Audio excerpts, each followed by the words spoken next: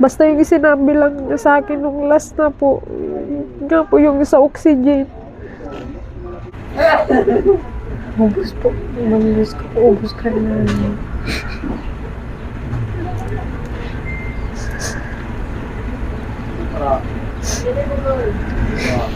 Gusto ko nga mag-iisip niya. Hindi na ko niya mag-iisip.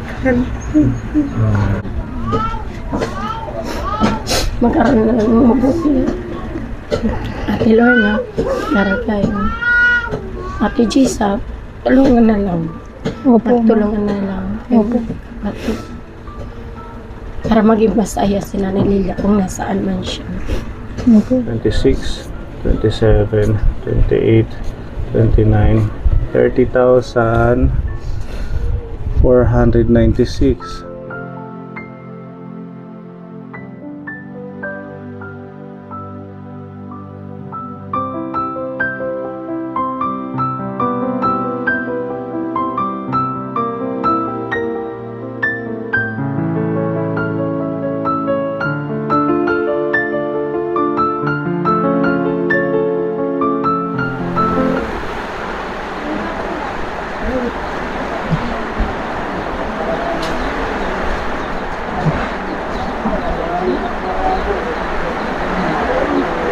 Good afternoon. Hi.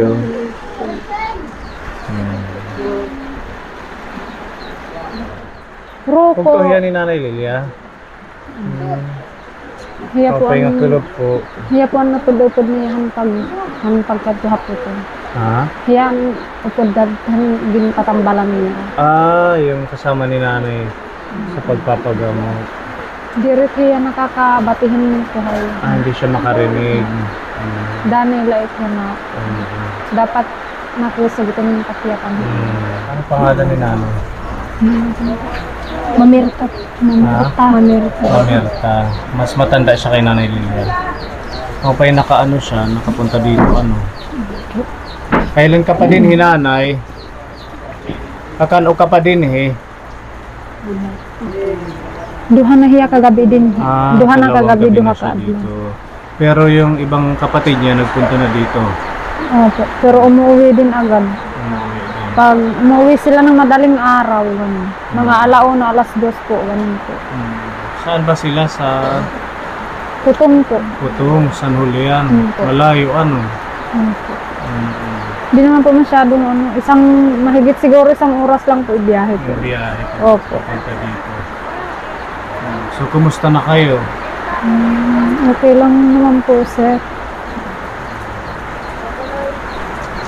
Kaya lang po, ito po, medyo ano po. Kasi ilang araw na lang po, hindi na po namin makikita si nanay. Meron na tayong schedule ng libing niya. Wala pa po, sir. Akala ko nag-text si Lorna na sa 14. Ah? Ay, 14. Para ma-process na natin sa simbahan. Kasi kailangan yan advance yung pagpapa-schedule sa simbahan. Baka may makasabay din na activity. Kung talagang 14 ang plano nyo. Kasi yung 15, yun yung pang-siyam na araw. Ano? Tama ba? Pang-siyam yung... yung bagal. Ano?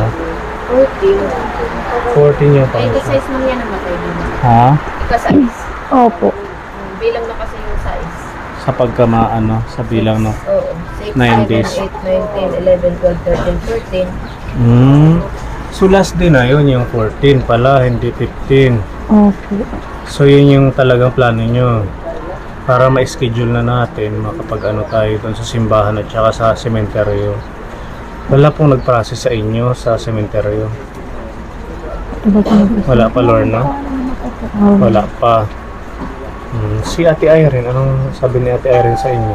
Hindi po, alam ko. Nyawag bagal-bagal naman. Wala siya Wala sinabi? naman po, wala pa po siyang sinasabi sa amin. Oh, sige, kami na lang ang magpa-process para bukas. Pero kailangan may sasama na immediate family members. Pag nag-process tayo ng Ilang araw na lang ba? 10 na ngayon eh. So 4 days na lang. Po, sir. Kahit po mahirap, kailangan naman po namin tanggapin. Mm.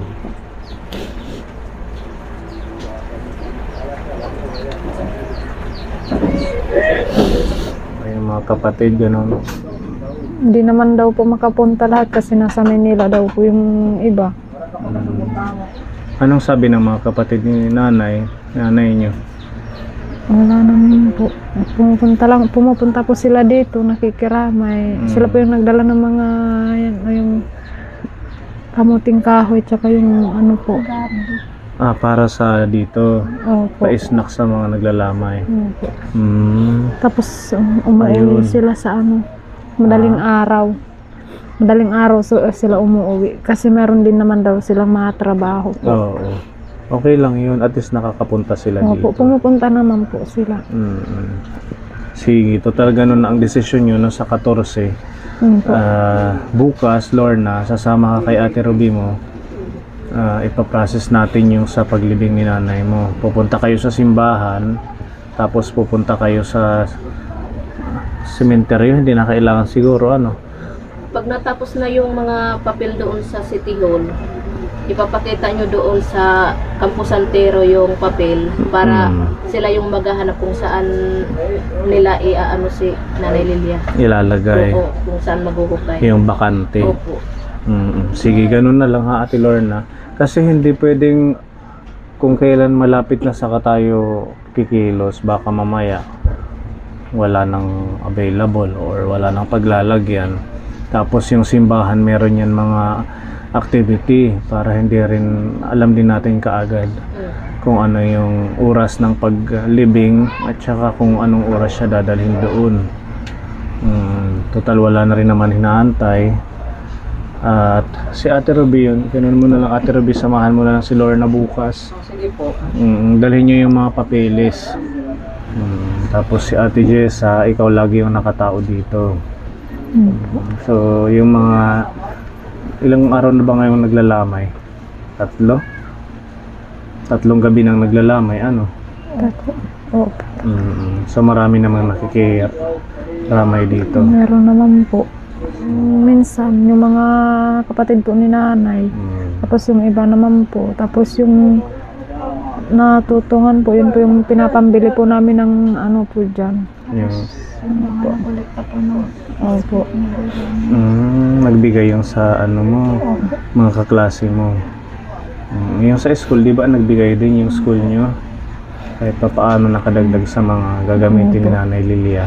Yun po yung ano, yun po yung mga ginagamit po namin sa pambili po ng pang ano po nila dyan. Tapos yung natira po nung pera po ni nanay, yun din po pinangdagdag din po namin. Hanggang ngayon po yun po yung na ano po namin, ginagamit po namin. Nakabili na naman po kami ng ganun po yung ginamit po doon. Pero yun po, hindi po namin alam kung magkakasya po yung binili po namin na pang ano po nila dyan, pang kape po, at saka pang ano po nila dyan. Ayun yung ano kailangan, Opo. pang kape. Kaya po pag may naano po kami, nakukolekta po kami na ano po nila, kinukuha po namin ito, pinagdadagdag po namin. Ayun, meron mga abuloy dito. Buti nakapaglagay kayo ng trapal, Veronica. Meron po ng ano,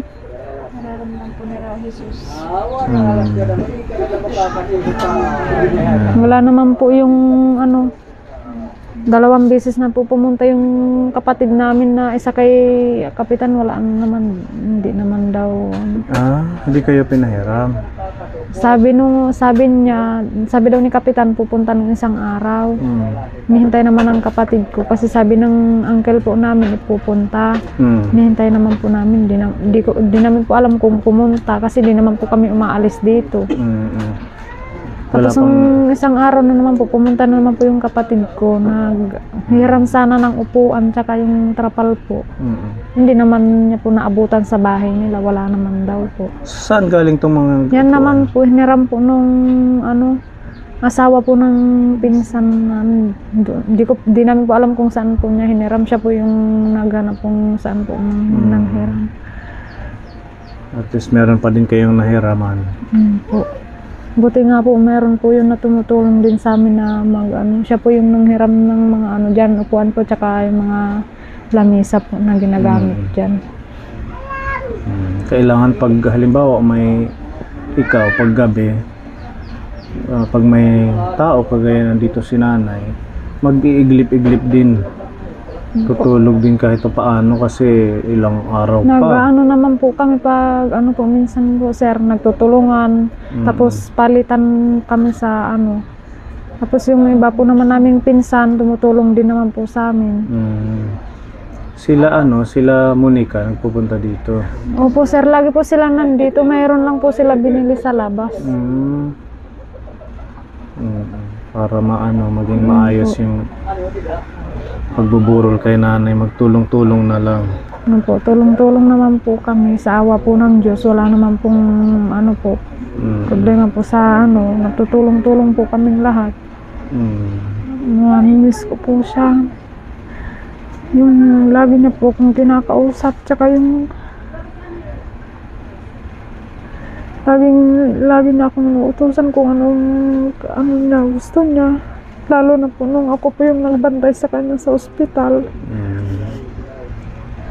Ano ang huling sabi niya sa'yo nung nasa ospital kayo?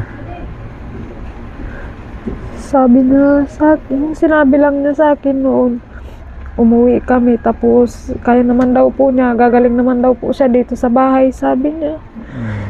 Tapos papasyal daw siya ulit doon sa Cagayan. Plano pa niyang pumunta sa inyo sa Cagayan. Puntahan daw po niya ulit yung mga anak ko po doon. Wala naman po kasi siyang sinasabi, basta yung lagi na lang po sinasabi na naririnig po namin is yung lagi na lang po sinasabi na sana po Lord, gumaling pa po ako kasi kawawa po yung mga anak ko. Hindi na nila alam kung ano pong gagawin nila. Yun lang po palagi naririnig namin sa kanya. Kahit po nung ilang beses ko din po siyang narinig doon po sa ospital na yun po lagi sinasabi niya. Pinapakinggan ko lang siya, nandun ako sa likod niya kahit di niya po alam. Yun po lagi naririnig ko sa kanya, sana Lord, gumaling pa po ako. Para sa mga anak ko, lagi po yun ang sinasabi niya. Talagang hindi siya nakitaan ng nag-give up, talagang lumalaban siya. Or ayaw niya lang ipakita sa inyo yung sobrang sakit na nararamdaman niya. Sabi ko nga, ayaw kayong mag-alala ni nanay. Kahit man lang sana kinausap kaming lahat na kahit yun man lang po sa gabi ngayon. Sana sinabi na lang po niya sa amin na hindi na lang kami magpalitan kahit lahat na lang kami sana gising na nagbabantay po sa kanya. Hindi naman po. Basta yung sinabi lang niya sa akin nung last na po, nga po yung sa oxygen.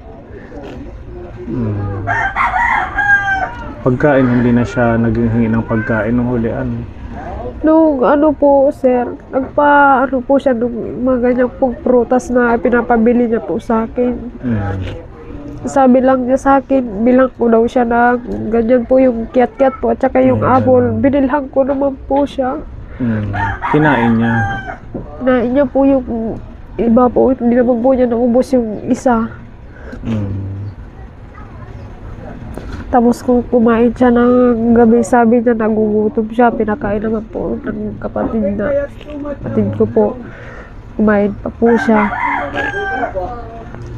Tapos ng gabi na yun, yung sinabi niya daw kay Beron nung na gusto daw niyang maligo. Yun lang daw sinabi niya po kay Beron. Naliguan siya, Ate Veronica? Hindi siya na, sir, kasi pinupunasan lang po siya namin po yung tissue. Pag linilinisan na po namin yung sugat niya, pinupunasan na po namin lahat yung katawan niya. Isang beses lang siyang nakaligo nung nandun siya sa ospital. Pinaliguan ko kasi siya kasi sabi niya sobrang init daw, tapos ang lagkit-lagkit daw ng katawan niya, kaya sabi ko maligo ka, kaya yun isang beses lang siyang nakaligo. Tapos nung gabi niya nga, sinasabi niya po kay Beron na gusto niya daw maligo kasi sobrang init daw, sabi daw niya. Tapos, meron daw siyang sinasabi na hindi naman marinig daw nito kasi nagpalitan nga po kami. Nung gabi na yun. Oo, siya yung unang nagano kasi naggagawa siya ng project niya. Sabi niya sa akin, ate ikaw muna matulog. Pag natapos ko yung project ko, gisingin kita, ikaw naman ang papalit sa akin, sabi niya. Sige, sabi ko. Tapos yun nung bigla daw natumba daw si nanay. Pero wala naman daw siyang sinasabi. Yun lang yung sinabi lang daw niya kay Beron yung gusto niya daw maligo.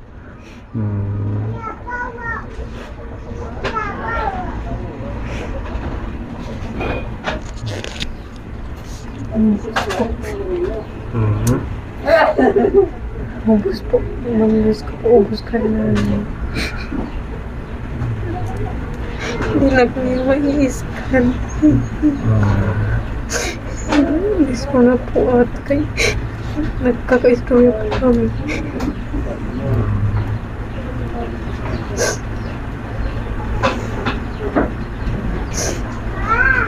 Isipin mo na lang, nandiyan lang yan siya, nakabantay sa inyo. Basta mag-aral kayong mabuti, taparin nyo yung mga payo ni nanay nyo na makatapos kayo para mabago yung buhay ninyo.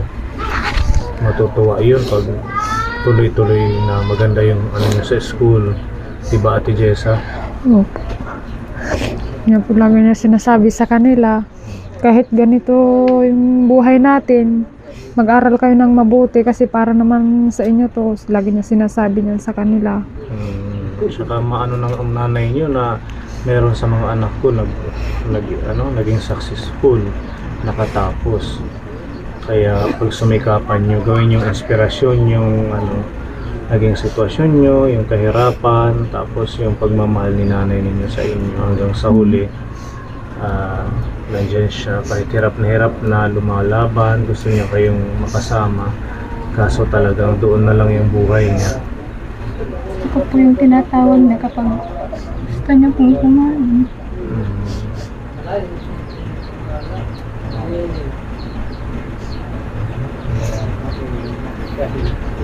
Pinipilit po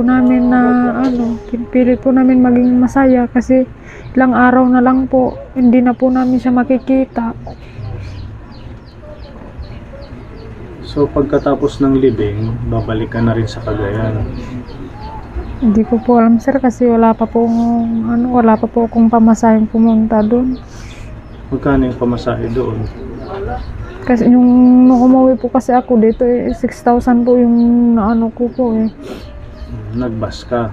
Hindi po, nagban po ako. Hanggang Manila po hanggang dito po. Tapos sa Cagayan naman po, bus lang po. Ganun pala Po. malayo. Kasi yung hanap buhay naman po ng asawa ko, sakto lang naman po na pang araw-araw po nila. Tsaka po pangbayad po namin sa po namin sa ASA para po magkaroon po kami ng motor at tsaka bahay po. Ano yung trabaho ng asawa mo? Laborer lang po sir. Tapos ikaw nag-aalaga ng anak po. Pag minsan po sir, tinutulungan ko po siyang magbenta para po makatulong po sa kanya. Pag mayroon naman po nagpapaano ng palay, pumupunta din ako. Nag-aani ng palay. Hindi po yung nagbubunot po. Si Lorna at saka si Veronica, saan sila tutuloy? Hindi pa po kami nag-usap-usap po dyan sir. Wala pa. Po. Kasi si Ate Irene nyo, yung kaibigan ni nanay mo, parang yun yung binili ni nanay nyo na doon sila. Hindi po namin alam sir kung kasi yun nga po, parang ayaw naman po ng mga ito sa kanya. Tapos si Jesus naman po gusto naman pong sumama sa akin. Sabi ko naman po sa kanya, kung gusto mong sumama, maghanap tayo ng pang pamasahin natin. So doon na mag-aaral si Jesus? Doon na lang Cagayan. daw sir kung sakali nga pong makasama po sa akin kasi ayaw naman po niya dito. Tapos ito naman pong dalawa, hindi pa po kami nag-usap-usap na kung saan sila, kung doon po sa kapatid namin na si Lina or kay Monica po. Sabi ko naman po, kung gusto niyong sumama sa akin, okay lang naman. Sabi ko, kaya lang, hindi ko naman sa inyo, may pangako na mapapag-aral ko kayong sabay-sabay kasi may nag-aaral din po kami mga anak na 2. Sabi ko, may tutulong ko lang na yung kaya kong ibigay na tulong sa inyo. Sabi ko po.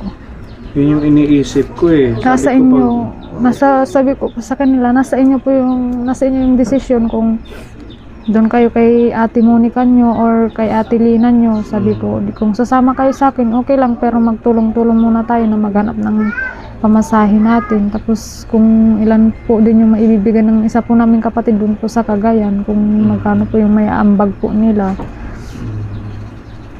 Gusto nyo ba doon sa Cagayan?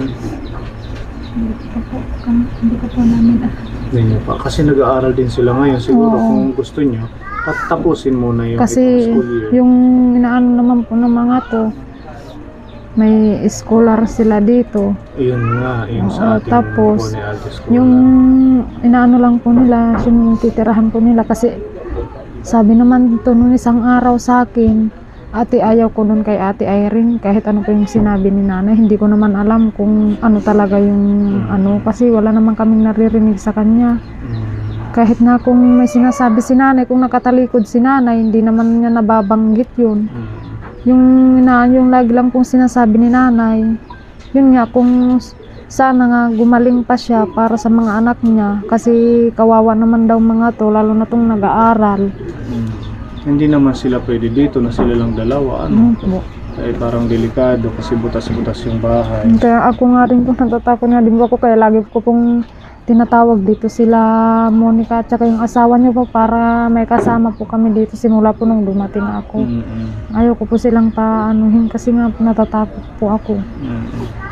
Pwede naman kung habang nag-iisip pa kayo na halimbawa gusto niyo doon muna sa bahay, nandun yung library, pwede doon kayo tumuloy, may tubig doon, may kuryente, mas safe doon kung sakaling wala kayong matuluyan kasi dito hindi naman kayong pwede dalawa lang dahil syempre mahirap, parehas kayo babae, nag-aaral pa. Para makup-kup muna namin kayo habang tinatapos nyo itong school year. Tapos pag halimbawa man na makapag-decide kayo next year, after school year, kung gusto nyo pumunta dun sa mas safe kasi sa inyo, Ate Jel, sa nandun sila. Di naman po kasi problema yung tutuluyan nila po kasi medyo nakalaki naman po yung bahay namin kahit papano, kahit sa kaasa lang po namin kinukuha yung paano namin sa bahay namin para magkaroon lang po kami ng sariling bahay. Ganun muna ang gawin natin.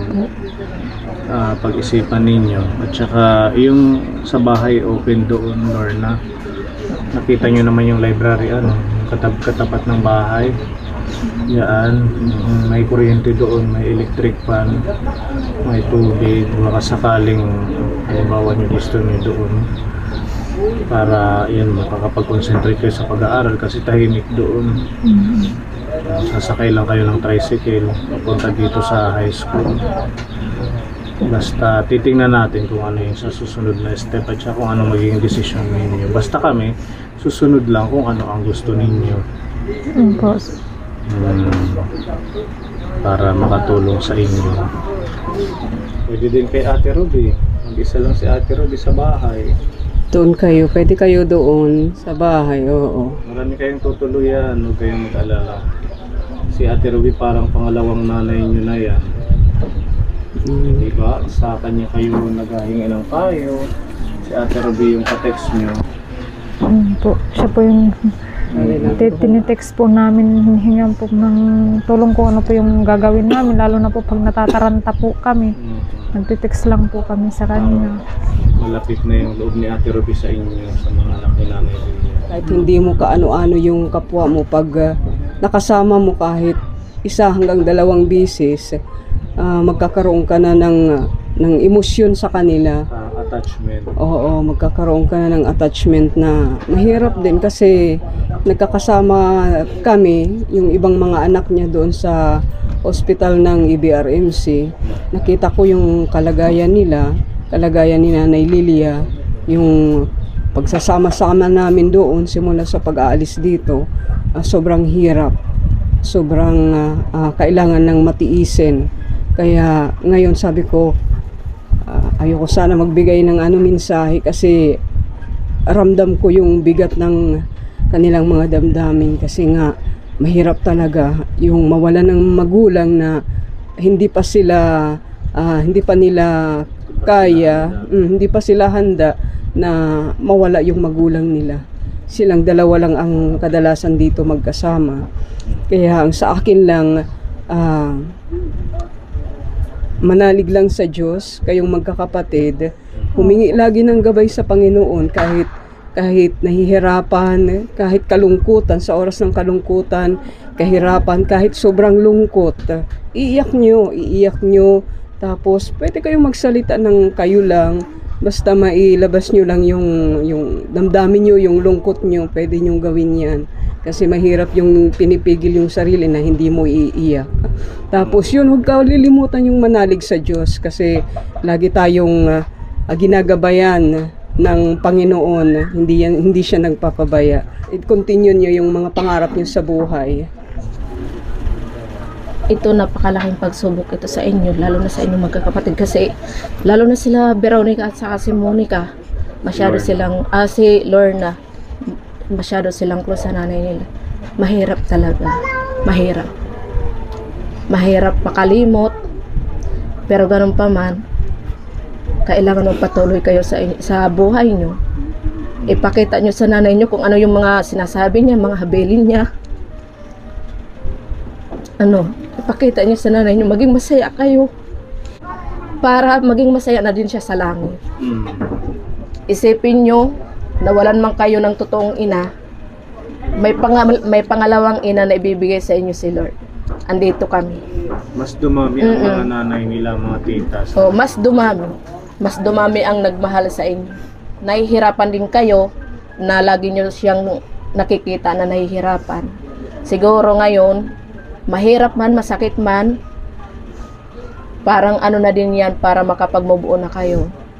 Pero dyan sa puso ninyo, huwag niyong kalimutan si Nanay Lilia. Maraming salamat po, Ma'am, sa payo. Maraming salamat po sa inyo na nagmamahal po sa amin. Lalong-lalo na po sa mga kapatid po namin na nag-aaral po. Maraming salamat po sa inyo. Dahil kahit paano po, nagagawa pa po nilang mag-aral kahit na walang-wala po kami, dahil po nandyan po kayo na tumutulong po sa amin. Nakakapag-aral po sila.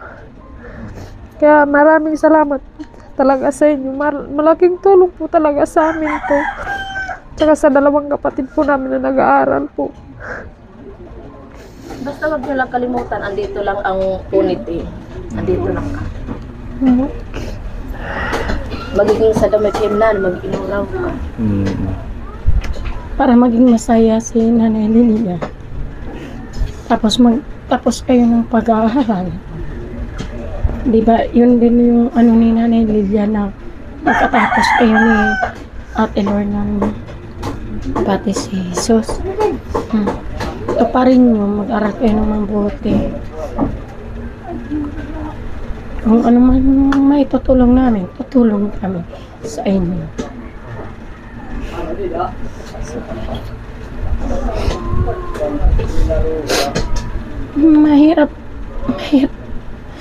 Mahirap sa umpisa yan, pero matatanggap din yun. Naranasan ko na yun nung mamatay yung nanay ko. Ayun, nakasama niyo si nanay niyo, ako hindi. Pero napakahirap. Pero matatanggap niyo rin yan pagdating ng panahon. Basta isipin niyo na lang, palaging nandyan si Nanay Lilia para sa inyo. Palaging nakatingin, nagbabantay. Basta kaya niyo yan. Ate Lorna, para kayo. Ate Gisa, tulungan na lang. Opo, ma'am. Magtulungan na lang. Opo. Para maging masaya si Nanay Lilia kung nasaan man siya. Nakikirami po ako sa inyo.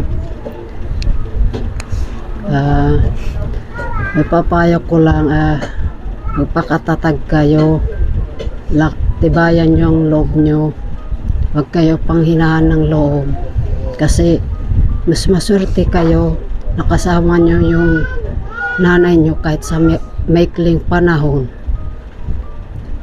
Tsaka ayusin nyo na lang yung pag-aaral nyo. Alam ko nandito lang yan siya. Tinitingnan tayo. Tsaka masaya yan na nandito kayong mga anak niya. Hanggang sa huli ay ang ating mga Kaponi sponsors ay patuloy na tumulong, nag-share ng prayers, pagmamahal kay nanay. Maraming nakiramay hanggang sa huling sandali niya na nakapiling natin. Tsaka wala na siyang sakit na mararamdaman. Kung mapapanood niyo yung ating last vlog, talagang hirap na hirap siya. Siguro ang ating Diyos talagang nag-decide na kunin na yung buhay niya para wala nang paghihirap si nanay mo, si nanay ninyo. Yan, meron tayong mga Kaponi family sponsors po na nagbigay ng pagmamahal, pinansyal para sa paggamit kay Nanay Lilia sa kanyang huling hantungan. Dito po kasi sa amin sa Borongan, nagpe-prepare po yung family. Sa inyo din ba sa Cagayan? Yung may pinapakain yung nakikiramay. Ganun Opo, din. ganun po, sir. Yan, mag-aano tayo, magluluto ang team ay magbabayanihan. Siguro mga Wednesday pa lang, bibili na tayo ng mga panghanda.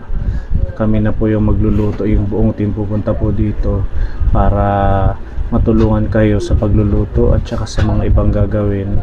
Yan, gusto kong pasalamatan ng ating mga Kaponi sponsors. Nagbigay po sila ng pagmamahal na ito para po sa gagamitin sa huling hantungan po ni Nanay Lilia. At saka from the start na nakilala natin si nanay hanggang ngayon ay patuloy po kayong nagsusupport, nagbibigay ng pagmamahal. Yan, talagang ang bait ng ating Diyos. Pati si Nanay Lilia umaano sa puso nila, no, ng ating mga Kaponi.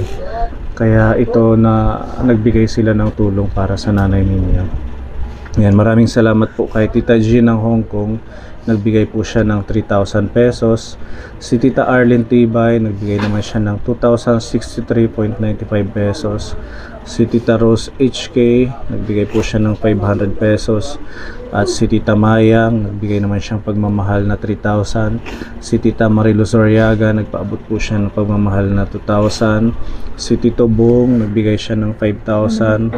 At ang ating anonymous sponsor, nagpaabot po siya ng pagmamahal na 3,000 pesos. Tapos isang anonymous sponsor po, nagbigay po siya ng 5,433.80 pesos. Isang anonymous sponsor again, nagbigay po siya ng 1,500. At si Tita Alice, nagpadala po siya ng pagmamahal na 5,000. Bali, ang ating na-receive Kaponi mula nung huling vlog sa kanila ay umabot po ito ng 30,496 para sa paggamit ni Nanay Lilia sa kanyang burol at sa kanyang huling hantungan. Yung sobra man, kung may sobra at kung meron pa tayong marireceive, i-save natin hanggang sa 40 days niya. Yes, 1,000, 2,000, 3,000, 4,000, 5,000, 6,000, 7,000, 8,000, 9,000, 10,000, 11,000, 12,000, 13,000, 14,000, 15, 16, 17, 18, 19, 20, 21, 22, 23, 24, 25, 26, 27, 28, 29, 30,496. Ginawa ko na siyang 30,500. Yan, lahat po yan pagmamahal ng ating mga Kaponi sponsors para kay nanay ninyo.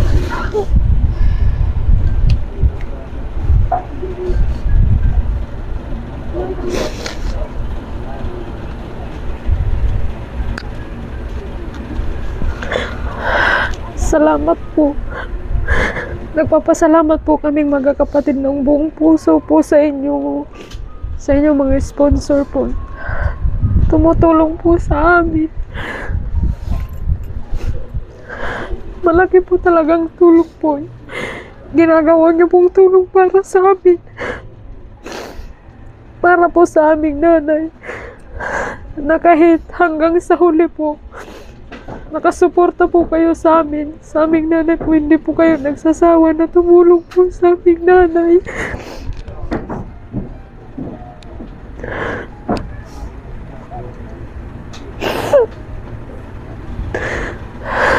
Maraming salamat po sa inyo.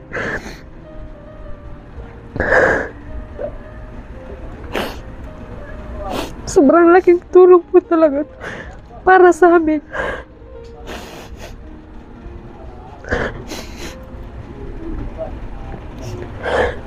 Walang anuman, Ate Jessa. Karangalan po sa amin na makatulong sa mga ganitong sitwasyon sa mga kababayan po natin, at maipahatid yung mga blessings, mga tulong sa mga nangangailangan na kagaya po ninyo. Salamat po. Salamat po sa Kapon sponsor po. Salamat po sa inyong lahat, sa buong team po. Maraming salamat po. Sana po mas marami pa po kayong matulungan.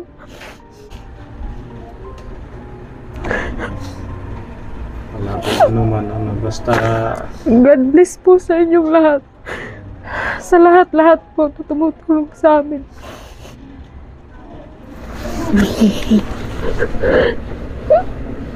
Salamat po. Dahil nandyan po kayo palagi. Pag nag-text po kami, pag nag-chat po, nandyan lang po kayo. Basta andito lang kami, andito lang ang buong team, ang mga kapuri sponsors natin, andito lang. Basta ang hinihiling lang namin, magpakatatag kayo. Opo, maraming salamat po sa inyo po. Maraming salamat po talaga sa inyo. Sigad na po yung bahalang magbalik po sa inyo ng lahat ng blessings, and God bless po sa inyong lahat. Good health lang po sa inyo, at sana po marami pa rin po kayong matulungan. Maraming salamat din po sa team po ninyo. Maraming salamat po. Mag-ingat lang po kayo palagi. kahit man wala si nanay ngayong Pasko, kayo na lang mga anak magsalo-salo.